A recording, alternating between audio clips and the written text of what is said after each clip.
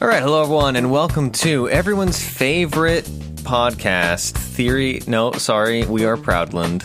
We are, or Proud. What would it be? Proudinity? No, I think it would just be Theorycraft Thursdays. Yeah, it's really just Theorycraft Thursday on a Monday. Yeah, except we're going to be following the Proudland format because it's Father's Day when we're recording this, so we gave Roland the day off. We allowed it. We used our executive privilege to deign that he deserves a day off. That's the opposite of what we don't have executive privilege. That's like the opposite of what we have.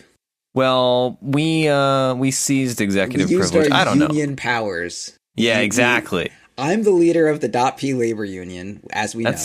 Yeah, of course. I've said that before, and you said okay to that, and I was like, great, this is fantastic. This was during the D&D stuff. Where I was like giving orders and it was like, I'm the leader of the .P union. And then you were like, okay. And then I tried to get Grouty in it too, but Grouty's like, I'm actually an owner as well. And I was like, damn, all right. So the union is like smaller than the ruling class. That's never really a good position to be when you're a union. Yeah, it's going to make revolting pretty difficult, but we'll manage. Yeah, that's not really. It's like, oh, the union's on strike. And it's like, all two of you? I'm like, yeah. Yep. We could get, just gotta like get more show. I mean, no, Breaky could join the union, and then we'll have 3. Yeah, it's true. And then that's about our potential for growth is not very large. No, yeah, we can't have 50% growth, which is a big number, to be honest. That is true. 50% growth that's big. That's a lot of growth. So I think we should look towards getting that in the future. But anyway, Austin Capitalist Walsh, welcome to the show. Yeah. Anyway, at Top P. Yes. What were we saying? You talked to. Oh yeah, we didn't use executive privilege because he's the exective, and we are not privileged in some way in the .P sense. Anyway, go on. Okay. Anyway, all right. So my poor choice of words, regardless of that, we are a Dota 2 podcast, and this is Proudland. So we're not going to be playing any games like we do for Theorycraft Thursday. Instead, we are going to be continuing from the concept of last week's Proudland, which was all about surviving as a support, as I slur my words. And we are going to on this show, man. Yeah, that's true. My bad. And then today we are going to talk about surviving and how you do that as a core. And as simple as that sounds, it is endlessly complicated, as we all know, right? Yeah. It's very easy to say, hey, don't die, and it's very hard to actually not die. Yeah, and as you kind of like learn more about how to be successful as a core, you kind of, I don't really know how to say it, you really reevaluate what it means to not die that often as a core, right? Like there's playing a support and then like, all right, I have more kills than I have deaths. This is good. And then there's a core that, you go like something like 12 and 8. And, like, that's a shit score. That's awful. If your fucking core has 8 deaths, I don't care how many kills they have. That's awful. Okay? Yeah. Okay, I mean, I agree with you. Okay, so don't have 8 deaths. Yeah. Okay. Oh, sorry, let's approach this into it? Let's approach this in steps. Saying. All right. So, let's see. Where do we want to start? All right, so for me, I would say starting from itemization and situational itemization regarding survivability is like the breaking off point, or the jumping off point, rather. We're not breaking anything, we're jumping. Right. All right. So your situational, core survival items, there are the obvious ones like BKB, right? And then one of the things that I've actually toyed around with recently has been situational hoods. So I built Hood on a Spectre game the other day, and it was so good. I just never died. Okay, but why do we even want to if we buy survivability, we don't do damage? Well, yeah, exactly. How you balance it, man? How? Well, for me, I balanced it by building it after my... No, did I build it? Let me see. I think I built it before my Radiance. Let me check the game. I would hope so. It was a really easy game, to be fair. Yeah, I built it right after my Radiance. And Hood is super cheap. It's 1,700 gold for 25% magic resistance and the barrier of 325. Yeah. No, I bought Ring of Health in Lane also. Okay, so that was like your HP regen. So you had the poor man's shield, Ring of Health, and then you went straight for the fucking... Did you go straight for the Radiance? I mean, I this isn't had really it was a relevant. weird I'm game. just I had like curious. free farm and I got a whole bunch of kills early. So I Okay. just had a ton of money. I had Radiance at 20 with a Phase, PMS, and a Ring of Health. Huh. Yeah, and then now I finished Hood and then Diffusal and then finished out the Pipe and then I had a Basher at the end. Anyway, okay, but the point more importantly is the situational Hood. So what do you think about situational Hood, Proud? It's fine. We're kind of getting into the nuts and bolts before we know what we're nut and bolting about, huh? All right, That's I'm what it not sounds familiar like with to me. Proudland, I'll be honest. Yeah, I think I've been on this show seems like once, it. and it Yeah. was with Cyphus. Right, and that was so it was its own thing. basically Yeah. and it was basically just regular All right, Proudland so format. we want to get a little more to the fundamentals. So when we're talking about like, hey, how do I survive as a core? Step one isn't how do you feel about a strange situational item? Like that's not gonna help. all right. Literally fucking anyone. That's awful. So kind of like how I was talking before, laying a little bit of groundwork. Like as a support, if you have less kills than you or less deaths than you have kills, like that's great. That's really all you're aiming for. It's like I want to just make sure I'm not dying a shit ton. I want to make sure I don't have like 30 deaths and 2 kills. I'd rather have like 10 kills, 10 deaths, 20 assists. That's okay. But as a core, like you just can't fucking die. You're just not allowed to. And bring it back a little bit more. It's like what do you need to be successful as a core, right? Like sort of what every core needs to be able to do is, I mean, every core kind of does something different, but you need to have an idea of what your core is supposed to do, and you need to build yourself or at least act in a way as like safely as possible and as minimally dying as possible to be able to just like pull off what you do. And that's different for every hero. So if you're playing like I had a Sven game recently where I think playing with you has given me really awful habits for playing safe lane that I'm trying to kind of undo, where I like try to, at least for pubs, like in competitive, I stand by the way I play with you. But in like pubs when I'm solo, I definitely like feel like I have to do things way more than I do. So like when I'm playing a hero like Sven, I'm like, treads mask, and then I don't even think I have time for anything. So I just go like blink dagger because I need to save the world and be like blinking it and stunning and doing my shit. But it ends up that I'm like trying to do these things too early, and the actual thing that Sven does that I'm aiming for, the one where he blinks in like Godzilla and then in 2 seconds the entire city is level. It's like if I don't get myself to that point, I'm never gonna be Sven doing Sven things. Does that make a little bit of sense? So like you need to know what your hero has to do, and you need to just play incredibly safe until your hero does that. Because kind of the nature of a carry and cores in general is that the reason that they are these heroes is because they scale specifically with either levels or items or something, which means that they don't do what you want them to do from the onset. They have to hit a point first. And if you hit that point and like immediately die because you don't respect your limitations, or you die a lot till you never hit that point, it's just like you fucking fail. Like there's a shit ton of fail states as a core that you put yourself into, whereas as a support, there's a bunch of fail states that you're just trying to avoid, if that makes sense. Like as a support, just like don't fuck up and you're good. As a core, you have to do something very, very specific, but it'll lead you to being like 13-2 rather than fucking like 10-8. Yeah. It's all about, you're forced to take risks, so you have to mitigate how risky a various play is. Yeah, like if I'm a support, I want to smoke, or I want to ward in this one place, but like the cool pros thing I can do is, like that place is really dangerous, maybe I'll smoke to ward there, or like tell my team to come with me or whatever, or do some shit like, I'm Venge, I'm gonna throw my howl of wave of terror or whatever to see if there's some shit there before I actually go, that sort of thing. But as a core, it's like I'm just not going to do shit until I have my BKB, and I'm not going to join any fucking fight until I have this, or I'm a Sven, I don't have BKB, I'm not going to do this engagement until the enemy team's first round of spells is off, and then after that's done, then I'll allow myself to like put myself at risk. But like the thing is, you just don't do shit until you know what you're going to do is going to work out.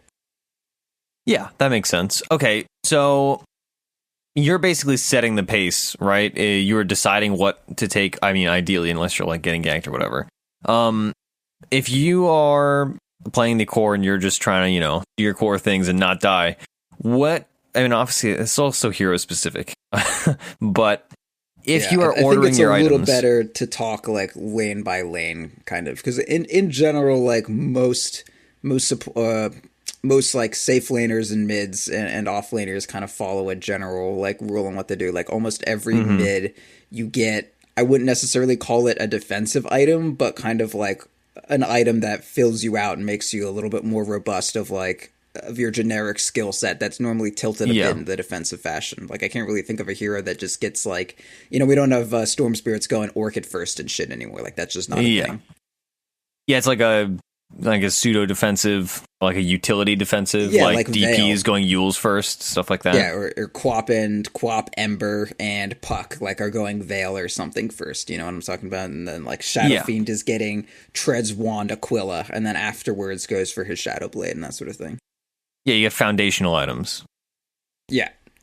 And then safe laners, for the most part, almost always get a defensive item first and then go for their other stuff. Unless, there's literally no defensive item that they're going to get, then they get, their whatever farming sustain item. It's really, and normally your defensive item is also your farming sustain item. So, like, as a safe laner, you get whatever sustain item or tank ability item, and then you get normally like something that's kind of midway, maybe like 75% in the offensive item camp, but still like 25% in the defensive camp. And then once you have the tools to do whatever offense you're capable of, then you get your like whatever committed defensive item or whatever item just like opens you up to be able to do your thing. Like the idea of a defensive item is just an item that allows you to do whatever it is that your hero does with like less risk attached, right? Yeah. Like BKB on Sven is, I'm gonna like blink in and do Sven things, but the BKB doesn't make me tankier or whatever. It just makes, 10 strength, I guess, but it just makes it so you cannot stop me from doing my shit. And that's kind of the same idea with like a blink dagger or whatever. It makes it so if I want to go up and do all my shit, like you don't have either the time to respond to me or you don't even have the ability to respond to me. Okay, yeah, and think about that, like a lot of the heroes, especially in the safe lane, that don't get defensive items first, they have defensive things in their toolkit already. So like AM, it's like you have Blink, like that's your defense.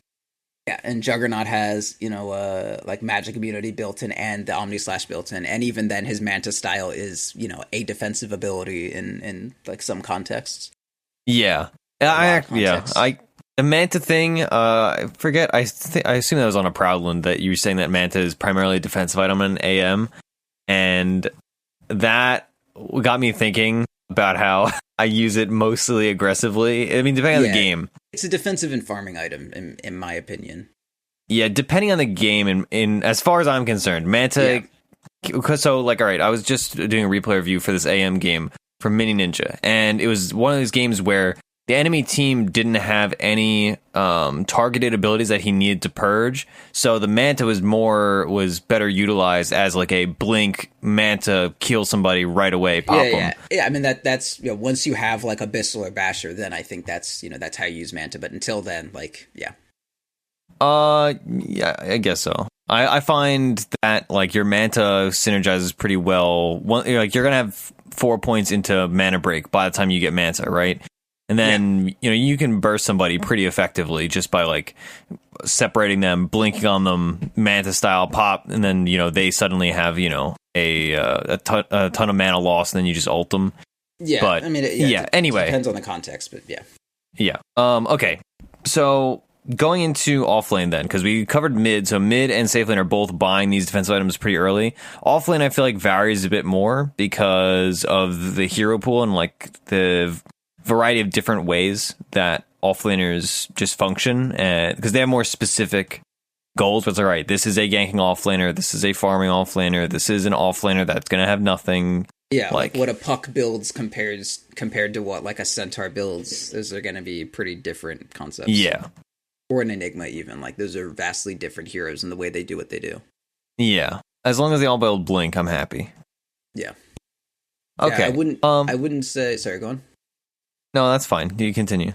Yeah, I wouldn't say that it's so much about like what these heroes build, so much as like it's like the general mindset that you need to, like as a safe laner. I've been having issues with, like, as I said, I try to overachieve and like do a bunch of crazy shit, like I'm still watching aggressive at TI5 play Phantom Lancer and then like show up in the enemy's safe lane and kill their carry like out of nowhere. Yeah.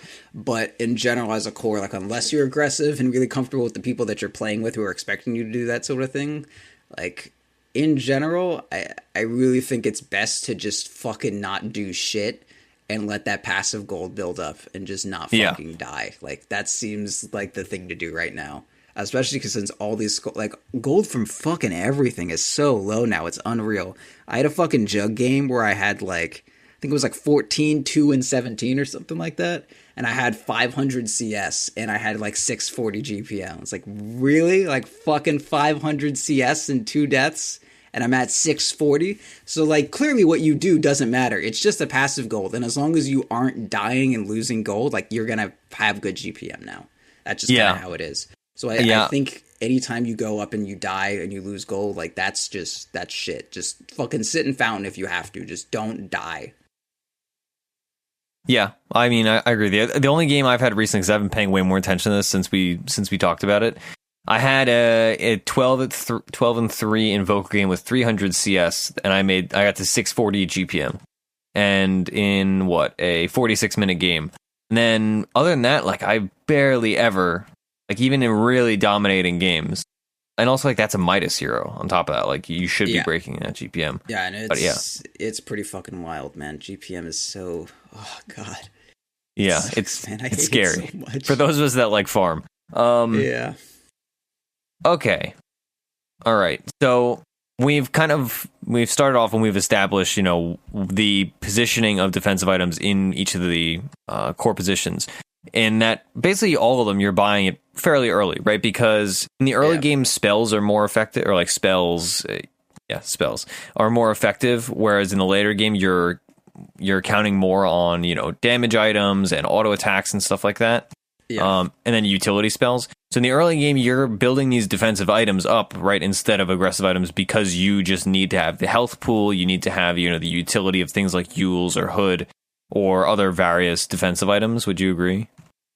Yeah, for the most part. I'd say like the ability to, like your ability to kind of get in there and weave through other people's defenses pretty much doesn't exist until you hit like the more harder to purchase items. Like it's not until Blink Daggers and BKBs and Mantas and Abyssals and that sort of thing come out that you're able to just like treat the enemies like target dummies who can't do anything to you. So until you have the opening to just do whatever the fuck you want, you need to focus on more defensive items. Like a defensive, it's not too difficult to try to outpace the enemy's offensive potential relatively early in the game when they're just mostly working with your skills. But it is incredibly difficult to I guess to be able to just avoid their offensive potential like altogether, if that makes sense. Like there's nothing you can really do to make it so a Phantom Assassin can just walk in and do whatever the fuck she wants short of a 4,000 gold item. But there are things that allow a Phantom Assassin to like wait on the outside of a fight and poke in and out at like an acceptable price range territory. Yeah, that's fair. Okay, so there's definitely tiers of defensive items, right? In that we're talking about these that we buy early, right? Your things like Vanguard or your Yule's Scepters, stuff like this. Yeah, or even just like a wand or whatever, right? And raindrops and shit like that. Yeah, I suppose, if you do like want to get down to that level of specificity, raindrops, magic wands. Even, people don't really go casual cloak anymore because Hood is just so cheap, effectively. Or at least I don't see casual cloaks. Yeah, I do it on Lone Druid, but that's just because he has such a high amount of health. But it's really only heroes that have like an absurd amount of raw HP that are not interested in Hood at all that can go for the casual cloak. But, it's pretty much just Lone Druid. I can't think of another hero right now, honestly. Yeah, off the top of my head, I don't think I build casual cloak on anybody. I know I have done it before, but like it's always not these days. Okay, but so anyway, we're making basically tiers where they're the really cheap, basically foundational items like your wands or your cheap stat items like bracers and what else? Like, do we count windlace? I realize the problem that you guys have on this show in that you start like listing things and then I'm like, boy, that's a lot of stuff, but it's hard not to include like basically everything. Like every mobility item, does that count? Like every kind of boots? No, I wouldn't say so. I would definitely count treads though. Like treads is honestly a fucking defensive item. Like that HP, so good. 200 fucking HP. Are you kidding me? That's a large number. It's a big one. Yeah, and it's only 950, like past regular boots, right? So I think 4 staff is acceptable. Yeah, that's fair. I would call that a defensive item. Anyway. Okay. So to get back to my original point, we have tiers of items, right? You have the cheap stuff. Then you have the middle ground of like vanguards, Yule scepters, 4 staves, blink daggers that are like in that 2,000 to 3,000 gold range. And then you have your like high tier defensive items, which I would consider to be Lincoln Sphere, Lotus Orb. Does Solar Crest count? I guess Solar Crest counts. Yeah, of course. Yeah, well, I'm always using it offensively. But Sam, here's the secret. I don't give a shit about any of this. I'm gonna be honest with you. This is okay. I don't give a fuck. So let's say I'm playing mid. When should I do things? When should I don't want to die, but I still need to do things. What do I do? You should probably build a casual hood. Oh my god, there's more to Dota than what items you build, you piece of shit. No, I'm sorry. Okay, so you're playing mid and I'm Shadow Fiend and my other lanes are losing and I'm doing pretty decent. Like, what do I do? You build a Shadow Blade and you gank. Alright. I mean, you take your tower first, right? You abuse the fact that you have wave clear against whatever enemy mid there is. You have your foundational items, you have wand, Aki, treads, and like I usually also have a windlace and a bottle. Actually, no, I wouldn't have a windlace on SF. No, I don't think you do. But you have your bottle, right? And then you just take your tower early with wave clear. Then you farm up until you have a Shadow Blade. Then you gank a side lane with Shadow Blade, right? And Shadow Blade's like a pseudo offensive defensive mix, especially on Shadow Fiend. It's pretty offensive, but it obviously is defensive in the sense that you are invisible. On an elongated fight or whatever, extended fight, you are able to like use it to escape, if you will. Yeah, or if you get ganked. So you want to have your defensive item around when you are starting to move around the map and make things happen, right? That's what you're trying to get at? Yeah. I'm not used to you asking me leading questions. I know, it's very difficult, but it's all I got right now. But yeah, so I feel like in general, I mean, that wasn't so much a leading question as I straight up just like wanted you to answer it. No real reason, but just the current item discussion was just that wasn't the Proudland brand, Sam. I'll be honest with you. Item discussions are not our strong point. So when you're playing mid, it's more like you want to do your own shit. You want to like you don't want to go do something where you may end up dying unless you're like just hitting a peak, right? So you want like highest possible chance of success, and the risk of dying is just like not even like it's just not something that you want to accept, especially if you're the only one that's doing well. You're just like, fuck everyone else. I'm going to get my thing. I'm going to hit my peak, and I'm only going to risk dying like when I'm at the absolute lowest chance that dying is like a possibility for me. And that's the only time I'm going to try to like bail other people out. Okay, that's fair. So being that we're talking about SF specifically, how do we tie this into the role overall? I would say that's true for almost like every hero in the mid lane. Like once you hit your peak or whatever, be it Shadow Fiends I think comes pretty late. It's not like he just gets ulti and then he goes and kills someone like Lena does. And I'd say the same thing for let's see, what other mids are like that? I don't know, if you have like an Alch mid, of course you're just gonna like chill until you get whatever items and that sort of thing. Yeah, or like a TA. Yeah, TA also, it's kind of like, she wants to take her tower or whatever, but she's more like, you get a good rune or something and then you go. Because her blink takes a while to get and her deso takes a ton of time to get, so you can't just kind of like hit 6 and go. Yeah, you've got me tapped. Let's see, what other...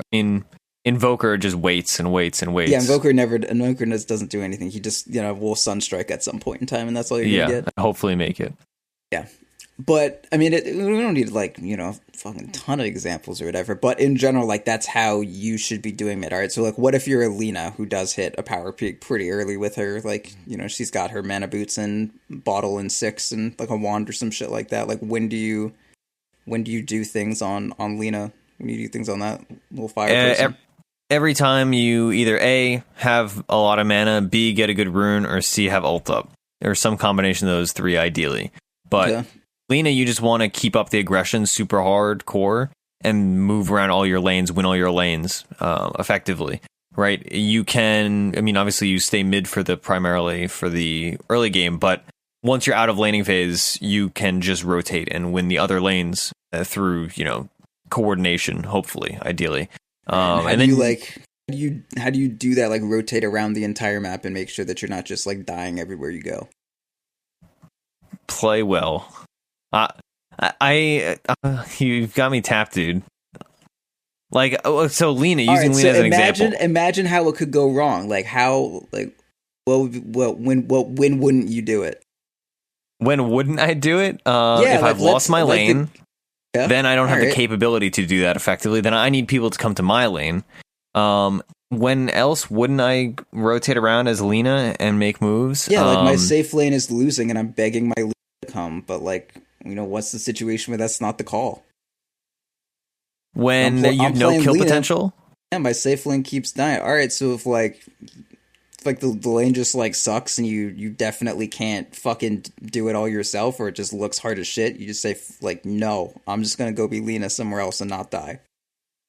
But yeah, probably. I mean, if the offlane is something like, let's say it's like an offlane Tide Hunter, and your safe lane is like a bunch of, like it's like a Necrophos and an Undying or some crap like that. And, if you rotate, he's just going to walk it off. Like, you'll deal damage, but you're not going to kill him, and then he's just going to shrine up and then come back to lane. Right? Whereas if it's an offlaner like a Beastmaster, you just go up and you kill him. And especially if you have like a setup stun from, somebody in your safe lane, like a Sven or a CM or whatever. That sounds good, man. Okay. Yeah, okay, all right. I'm dazed and confused by your like leading, like Lena. Like, all right. So here's my issue with a question like that. Just go off, man. Okay, so this is something I've been criticized for before, mostly by you, as like me talking about the game theoretically and approaching things. I just assume like a lot of the answers to these questions are just you just have to play better. Like playing Lena, right? Using that as a continued example. You, as a mid laner, if you've, let's say, won your lane, let's just make that base assumption, and then your process is like, all right, I'm going to rotate around, and I'm going to win my other lanes, because like safe lane's having problems, or the off lane's having problems. Well, that fails if you don't play well, and it succeeds if you play well, in a very strict mechanical sense. It's not just about like planning and all that. It's just like a pure execution based, did you do well? Then it went, did you do well or did you do poorly? That's where like a question like that on a specific thing on Lena is like kind of difficult to assess, right? Because, if you play well and you hit your LSAs, then you don't need a setup stun if you're ganking Tidehunter top. It's not that simple. Like, okay, so this is how I would do it. Like if I don't play a ton of Lena, but with my cursory understanding of the hero, I think this is like how it would work out if I wanted to rotate or whatever. So I would check like, so if I'm Dire or something, like I check top rune, and then if it's like, a good rune or whatever, then I'll go to gank, but I'll make sure like any way that I walk when I'm going to gank my safe lane is not like, has a 0% chance of running into enemy heroes before I meet up with my safe lane. Yeah. Like I would want to I'd take the rune and then I would want to like walk up the stairs and then like loop around towards the trees that are straight south of the Dire Tower, assuming that, the enemies, the allied support and safe laner are somewhere near me. And, ideally, hopefully I can see the offlaner too. If the offlaner is like completely invisible and I can't see where the offlaner is, and I don't know if my two teammates are going to be near there, and it's not like a haste rune or whatever, like if I just have a fucking DD or an arcane or something, especially if it's just like an arcane, I'm not just gonna like walk up those stairs and then find out that their mid is like also rotating from the tower or whatever. So like I'm never gonna rotate to like gank my safe lane unless I see there's a clear path where like It's going to be like, I don't know, like when you're running a marathon and then you get near the end and all those people are like waving and cheering and like, you know, telling you to keep going or whatever. Like, I'm not going to do that gank unless I have my whole fucking fan club there, like waiting and totally enjoying my arrival to this lane. Like, I'm just not going to do it. Okay, that makes sense. I'm glad you brought up the point of just, you know, avoiding running into other people. The classic thing would be like, all right, I got a rune and tried to gank, but I ran into the roaming walked up four. the stairs, and turns out it was a dual lane, and then they saw me and stunned me before I walked up the stairs. Now I'm fucking dead. Okay, that makes sense. Yeah, it's just like literally anything that fucking can go wrong. Like, cause like just play better is like, you know, all of the mistakes that can be made, and they're just like in an umbrella. But like here on Proudland, Sam, no one knows shit. So fucking buckle up, Homestuck. We gotta tell him what's what. Okay, that's fair. Yeah, I mean, I don't think that's good advice or anything, but I do think there's an element of people ask me questions, and I'm just like, all right, well, wait, you don't think mechanically, what's good advice? Huh? You don't think what's good advice? I don't think just play better is good advice. Okay. I thought like that.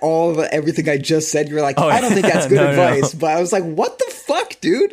No, that would be pretty freaking savage if I just was like, yeah, that would not be good. But I mean, because Dota is so highly mechanical, there is an element of like, if you have a really bad build and things are just bad and you're having a miserable game, if you just mechanically suddenly will like a perfect, you know, whatever combination or, you know, whatever hero you're playing, you would just will that to happen and defy odds, then like, yeah, sure, it can work. Like we were talking about Core Kunkka the other day, and I was expressing my deep-seated hatred of Core Kunkka, especially with Shadow Blades. And then anecdotally, you know, you have people like Attacker that make it go super well, right? And it's just because they're just really good at Dota. Like mechanically, they're just so far superior and strategically.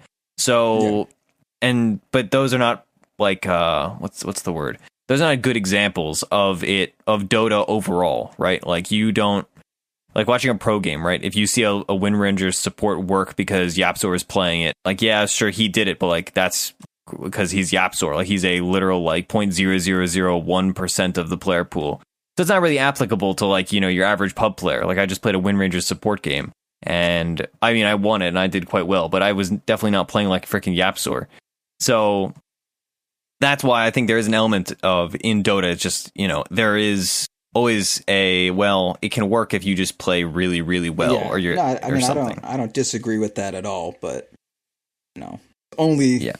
that's not the kind of advice that you can't it's not tell helpful anyone. podcast advice. No, it's not.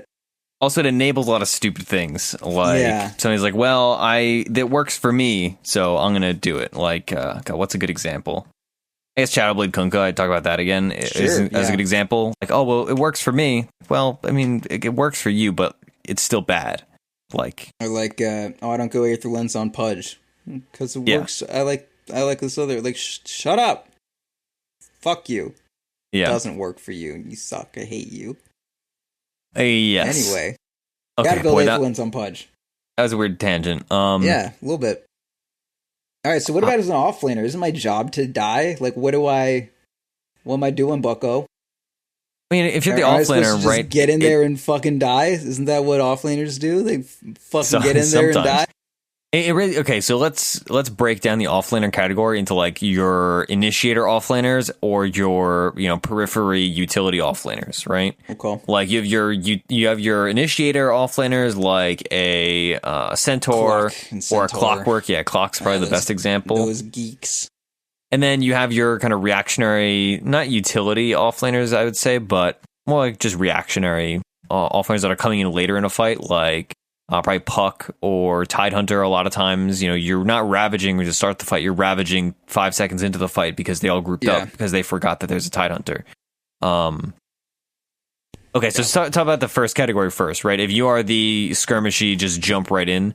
That's when regarding again the format. When regarding fight placement, what you're gonna do to survive is.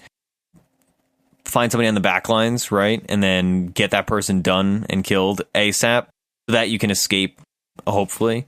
Or you just build items that are going to naturally tank you up like crazy, right? Those are like basically the two mentalities.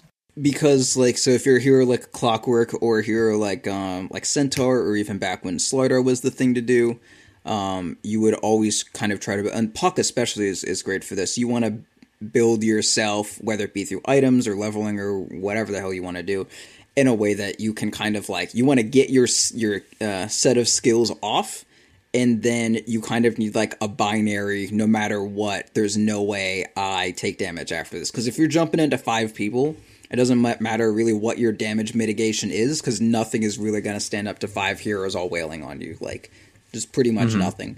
So if you have like Slardar, what he used to do is you would blink crush and then immediately just force staff out. Like, normally when you think of an offlaner, at least in a classic sense, they would like, get in there, blink, do their thing, and then they're like, they blinked in because they wanted to be there.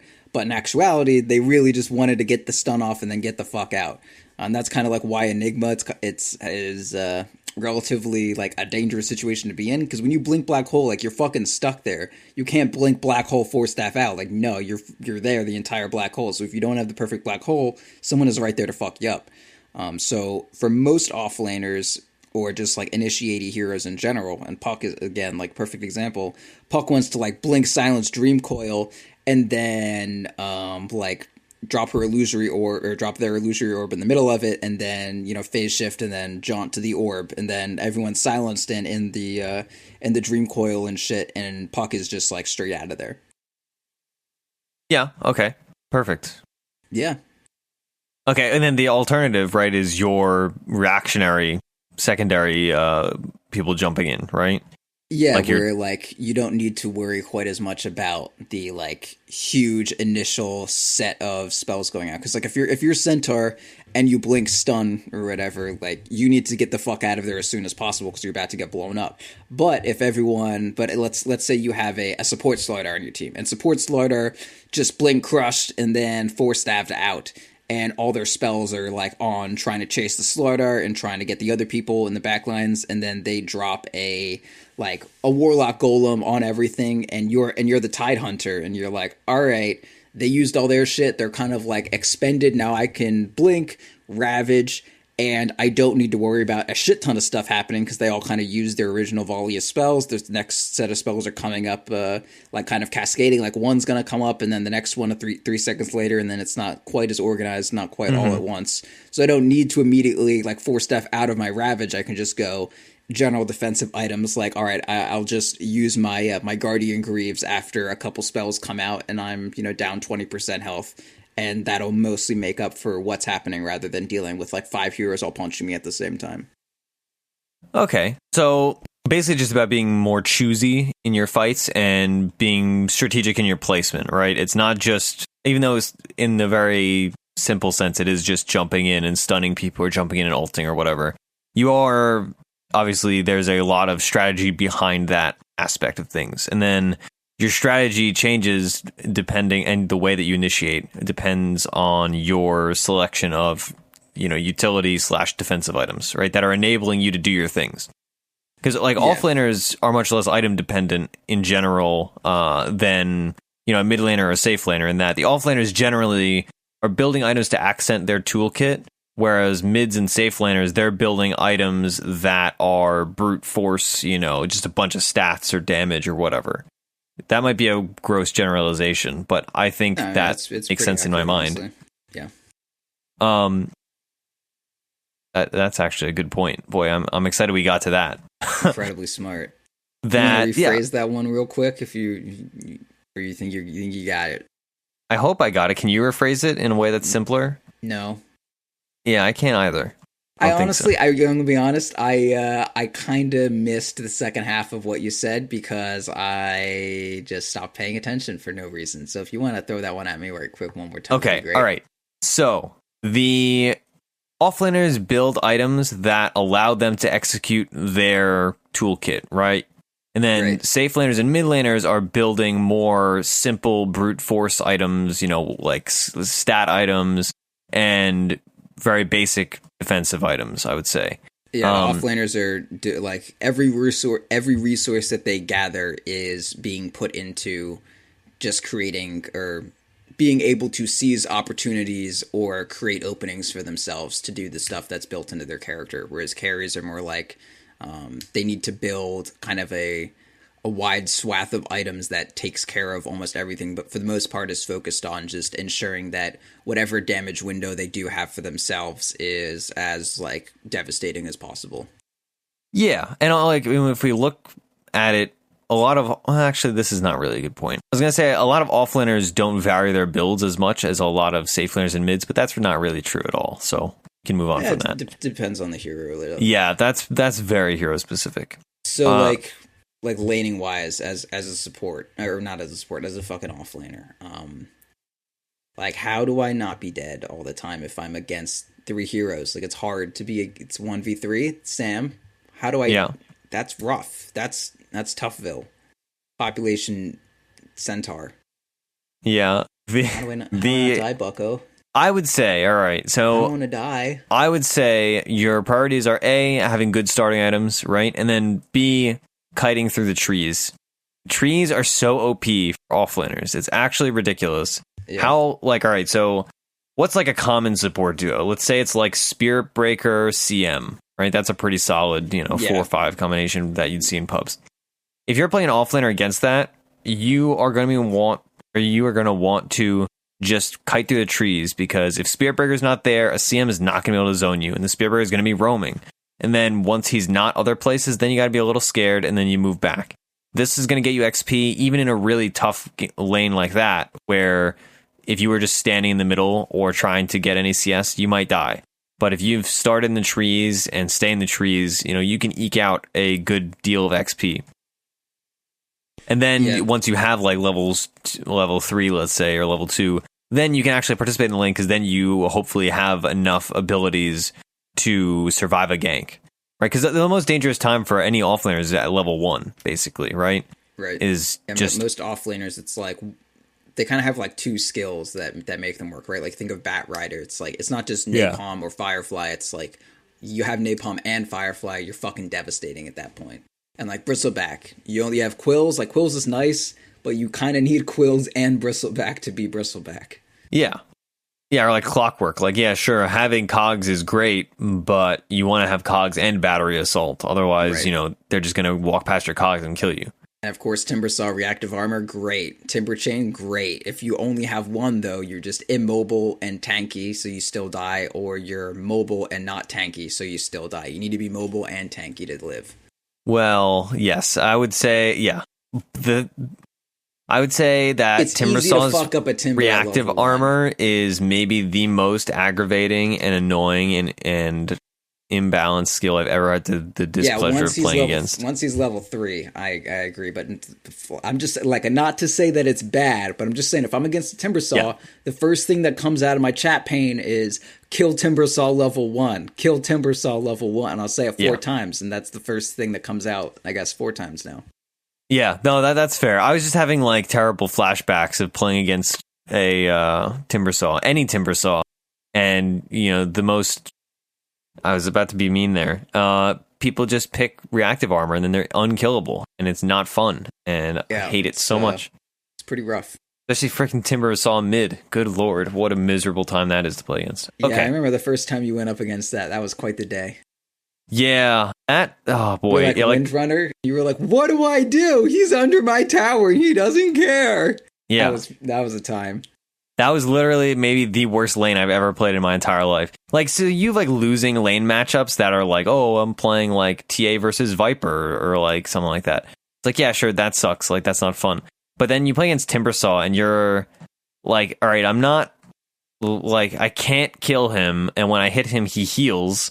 And now he's under my tower cutting my creep waves, but I can literally do nothing because he has a poor man's shield and 9,000 armor and a billion regen that are all given in by creeps. Like, you play offlane Timbersaw and you, like, if you're having a hard time, you just go heal by getting attacked by neutral creeps in the jungle. That's literally a thing you do playing offlane Timbersaw. How asinine is that? Oh my god. Yeah, it's quite the hero, huh? All right. Yeah, man, with 4... God, yeah, he can get a bunch of stuff, huh? Yeah, are you testing it right now? No, I'm just looking at the skill. Yeah, he gets like 30 armor with max reactive. God, that's so good. What's the HP rage on it with max stacks? 1 point. It's also 30. 30 HP regen too. It's like a heart. With 4 points in it. Yes. But you have to get hit 20 times, which is not. That's easy though, because you get those from everything. Creeps, but if you have that maxed, you have like 1 point whirling death, 1 point timber chain, and then all that. That's fine. Shit. And you have ult. Yeah, you're fine. Doesn't matter. It's all good. Yeah, it's good. And then you just farm, and then you have a bloodstone, and then you still don't die. God, Timbersaw, what a hero. Yeah, I mean, he's annoying. I'll at least admit that. Yeah, okay. That was a weird... So now we know what to do if you're playing Timbersaw and you don't want to die. You fucking max reactive. Glad we established that one. Yeah. What else can we talk about, Proud? What other tangents can we get on? I'm kind of stuck on, like, just as a safe laner, I just like don't ever want to come to any fight anymore. Like I've had a few games where I try to do things and I don't get my items and the fights go okay, but I die because I'm like, all right, let's commit to this fight, and then I do, and then I die.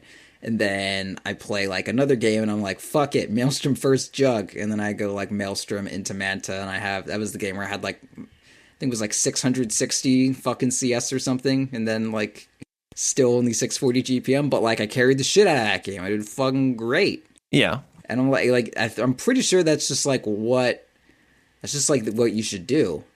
Just don't, like, do not do anything to ever possibly die.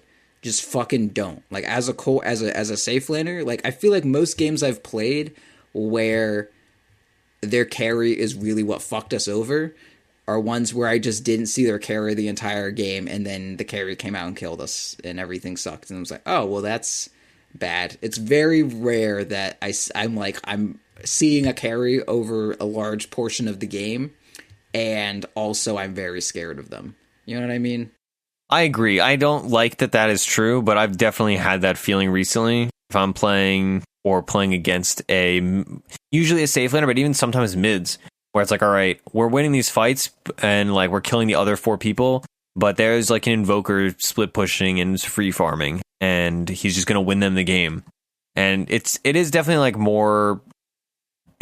That element is definitely stronger due to the way that pubs work, right? Just because coordination is obviously lower. But even in coordinated 5-stack games and stuff, that's still very much just a thing you can do. It's just dodge fights, have decent GPM, and then just show up. And it's kind of like, to get back to like a conceptual learning point, a teaching moment rather.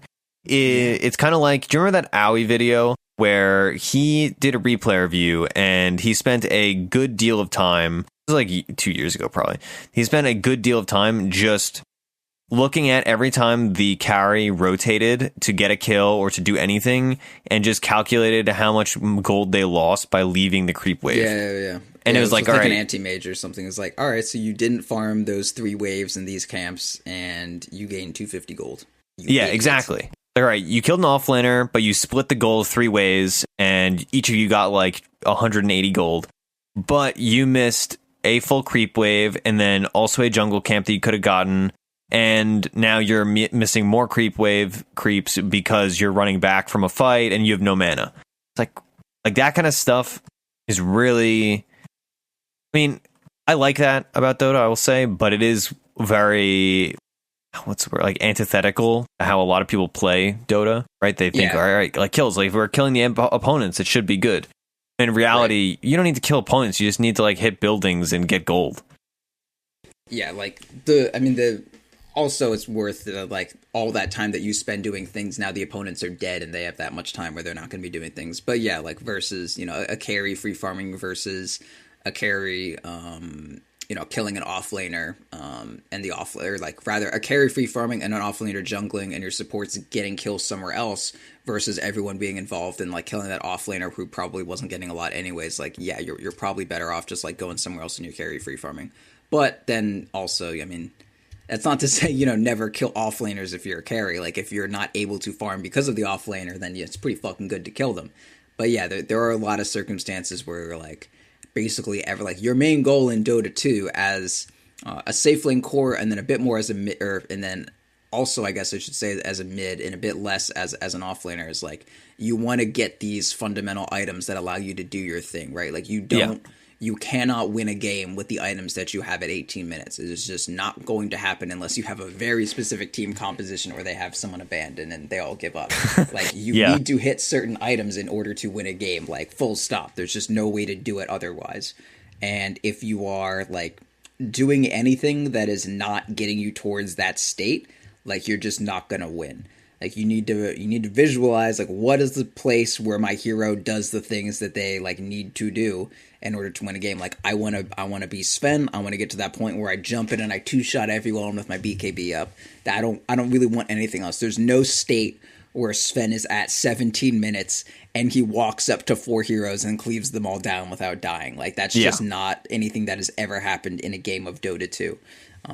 So if you are at a state where you can't do the things that your hero does, like don't try to do them. Just don't do that. Just fucking AFK farm and acquire passive gold. There's so much fucking gold on the map and none of it really matters whether or not you're killing heroes or farming creeps or whatever. Like nothing you do matters in Dota 2 anymore. It's just don't die, don't lose gold for no fucking reason and you're set. Like I had a game recently where this person I think they had like 40 more GPM than I did, but I had like 3k more net worth at the end of the game because they had just died several times. And it's like, not only did they farm better than I did, but they were also like almost an item up, except they died, so they weren't. Like, that's insane. And that's just because they died a couple times. Like, that's fucking, like, just don't die, and you're set. Just don't do stupid shit, get your items, fucking don't ever engage in anything ever. And this is like the worst advice ever from a fun perspective, but like don't do anything and farm. That's what I'm learning right now. Yeah, honestly. winning games is fun, all right? We don't play Dota to have fun. We play Dota to win. As a mid though, like I do think it's pretty important to like engage with stuff. Like it's really just as a carry. I'm like now learning that in this patch, it's ideal as a carry to just not do shit, which sucks. Yeah, that sounds like how I play mid. Yeah, but yeah, like as a mid, you want to do shit for the most part, but also keep in mind that there's like an extra entire fucking creep in the mid lane, and it's a melee creep, not a range creep, so it's like XP light and very gold heavy. So also like you can get your goddamn items as a mid and only rotate in like the safest ways possible.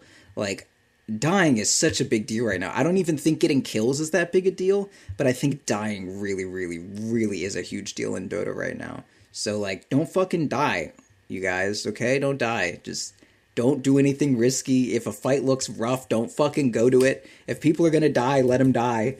And just fucking don't die, okay? Just be careful. Be careful out there. It's a dangerous world. Don't die. Yeah. It is just playing conservatively really benefits you. Also, just for clarification, melee creeps are worth less money and less XP than range creeps. Only a bit less money and way less XP. They're worth, yeah. I mean, like they're worth third the XP and 10 less gold. Yeah. Yeah. That's fair. Don't try to fucking correct me, dude. I mean, you just said it's money heavy, and it's not money heavy. It is. They're way more tilted towards money than they are towards experience. Versus XP. Okay, that's fair. I wasn't thinking about it with that like language used. I was thinking like, well, they're not worth more money. Right. Yeah, I agree with you there. It's fine. I don't know. I like winning Dota games, so like as long as I can just kind of like AFK farm and just do things and then have those gold, have those items, it works out. But it is less fun. I'll say, okay, if AFK farming was like the thing that you needed, like if farming a shit ton was the difference, I would agree with you that I'm cool with it. But it ain't. Farming doesn't do shit. Yeah, it's more about just not dying. It's just, I had 700. It was 650 CS, and I still had 640 gold. How can you have that high CS? Like, how can your CS be higher than your GPM? How is that possible, Sam? 7.06B or whatever, E or K. I don't know what letter we are. I think it was just F06. No, we're like 7.06D. I know, but the patch that made that happen was 706. Yeah, it's not great. Oh man, I just had something I wanted to talk about. Was it me? No. Like... Was it you? Man, this is killing me now. I'm gonna remember like right as we click to stop recording too. That man. All right, I give up. Was it about actually. dying? No. Was it about Dota? No, it was definitely about Dota. What? Okay, was it about Invoker? No. It's about you play a mid? Probably. I don't know. I've been going back to playing mid in pubs and stuff. Whereas I was playing a lot of roaming 4 Kunkka and then 5s in like the last few weeks. And I really, really, really enjoy farming. That's it. Like this now that we're on the topic of not AFK farming, but like being conservative in play, I've come back to that and just like playing Invoker and split pushing and showing up to like 1 out of every 3 fights in the early game. And then just overpowering them because you have like 2 items up on them at 45 minutes or whatever. Like, that's so fun. It's not like engaging Dota, but every game that I try to be like a weaver who fights instead of just farms, it's like, okay, I mean, theoretically, yeah, I can fight, but in actuality, I'd rather just, finish my Desolator and then fight. And like, sure, my teammates are going to die and maybe they'll be unhappy with me, but I'm going to win them this game later, so they're going to end up happy. Yeah, I know what you mean. The fucking jug game that I played, I was like 2,000 gold up on a Sven the entire time, which, I mean, the way Sven farms, he should probably have more GPM than a fucking Juggernaut, but like, it's like, fuck it, I'm just gonna farm. Farm. Did you watch the summit? I watched some of it. Did you watch the finals today? No, I was asleep.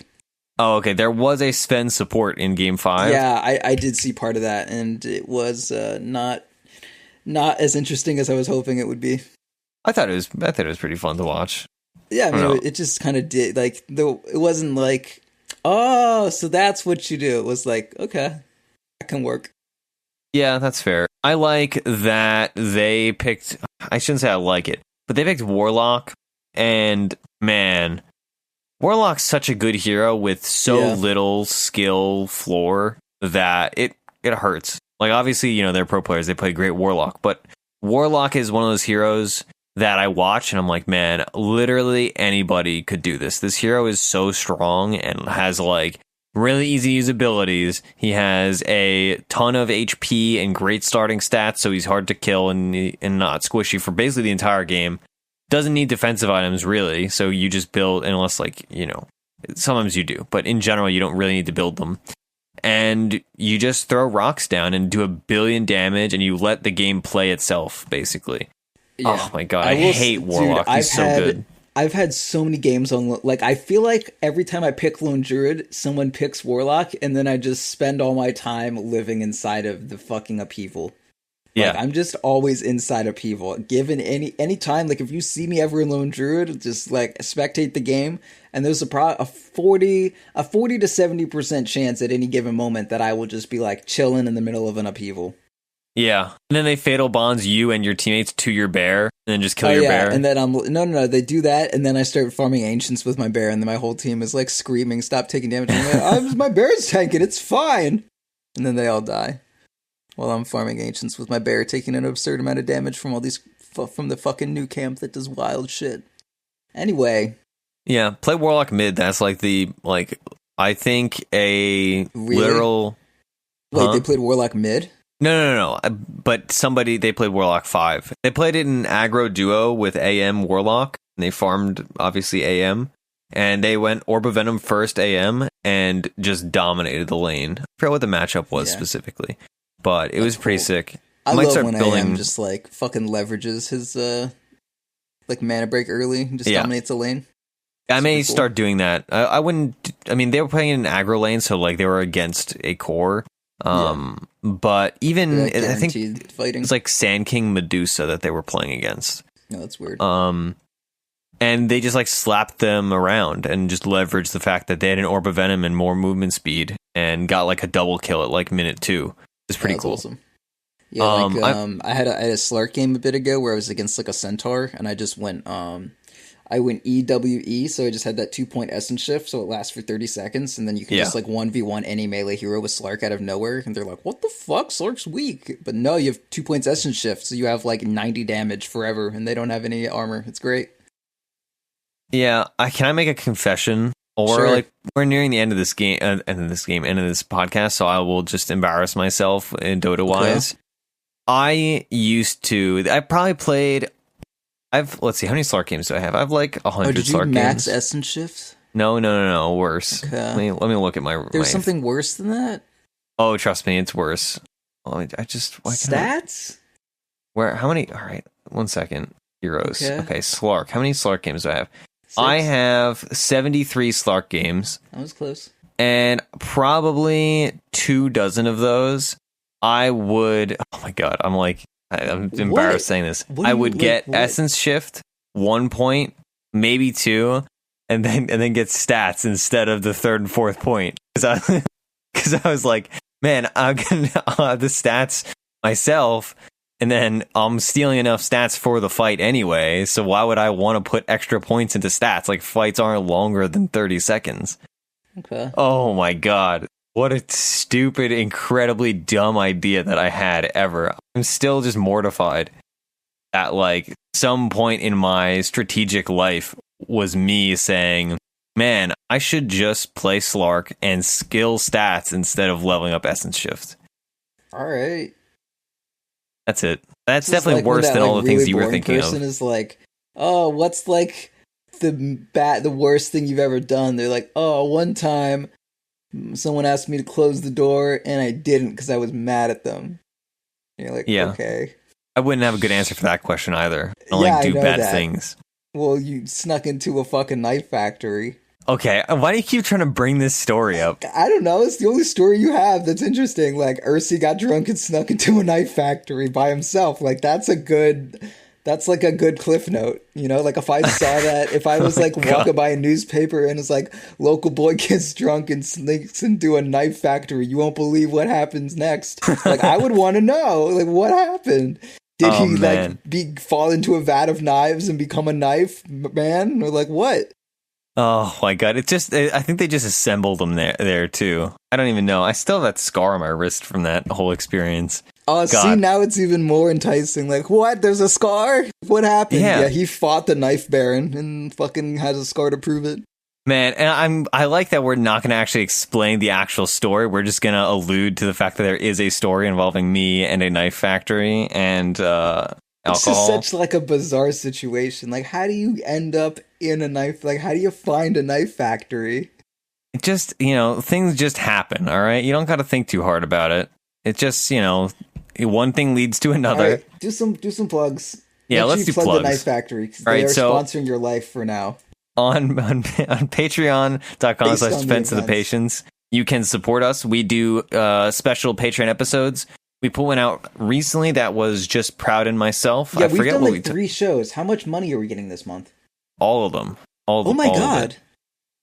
So you go to Patreon and directly support Ursinity and I. 100%. Yep, we talked about periology and we explained why 1 × 1 = 2. And well, in theory, fun. But it was a strong case. Yeah, Terrence Howard made a great case. I mean, under our current working designs, 2 has no value if you really think about it, which is certainly not true. So there's something else going on here. Yeah, so that was very fun. Patreon's fun. You can get those Patreon exclusives for literally $1 or any amount that you want to give. And also, replay reviews and stuff. We have Twitter. I'm at Ursinity. Our show is at @Doppy_show. Proud is at Proud Dota. We have a Discord server. Don't follow me. Yeah, don't follow Proud. Just follow me. Mine's fun. And we have a Discord server, discord.gg/.p. That's where, everybody's always on. We also run in-houses through Discord. I mean, through Dota, I suppose. But Discord is the way you get to the in-houses. They are at 9 p.m. Eastern on Wednesdays. We also have the live Tuesday Q&A recording on Monday at 9 p.m. Eastern. And we get all dressed up and stream that on twitch.tv/.ptv. Okay. What else do we plug, my friend? I also don't know how Roland closes this show, so we're just going to have to wing it. That is true. It's Roland, so he doesn't close this show. He just kind of like meanders. You close it? Yeah. All right. Thanks for having me here. It was kind of a weird, meandering mess, but I think it was fun. I had a good time. Yeah, well, it's like 1 billion degrees in my room. Join us next time for when Roland is back, hopefully. Goodbye.